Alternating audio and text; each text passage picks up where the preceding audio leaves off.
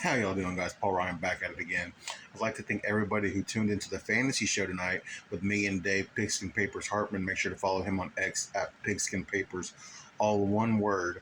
Yeah, we talked about the Scott Fishbowl. I'm not sure if you don't play fantasy football how familiar you are with that, but it's a fantasy football tournament for charity with a good cause. So yeah, it's a real fun tournament to play in, especially if you're a fantasy football enthusiast like I am. Another thing we discussed tonight was training camp.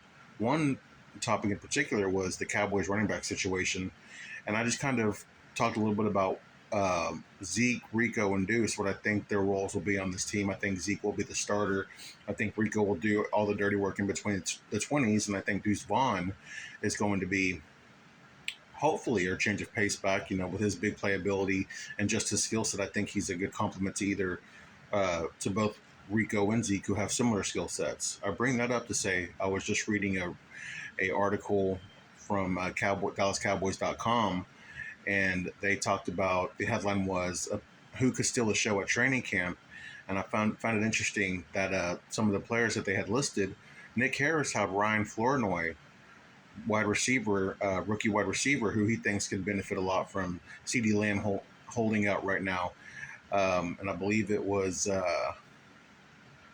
Patrick Nosey Walker who had um, Stephen Jones Jr., tight end, who he thinks could make a push for the tight end 2 spot, competing with Luke Schoonmaker, or actually more so kind of just solidifying that tight end 3 spot, but also pushing Luke Schoonmaker for that tight end 2 spot.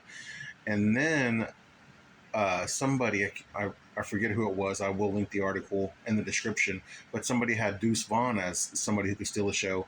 Which, hey, we've talked a lot about all these players all offseason if you've been following this channel.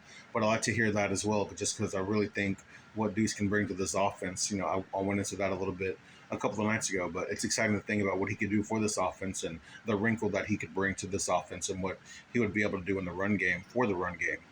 And then Mickey Spagnola had Cavante Turpin as someone who could steal the show, not as a returner, but as a receiver.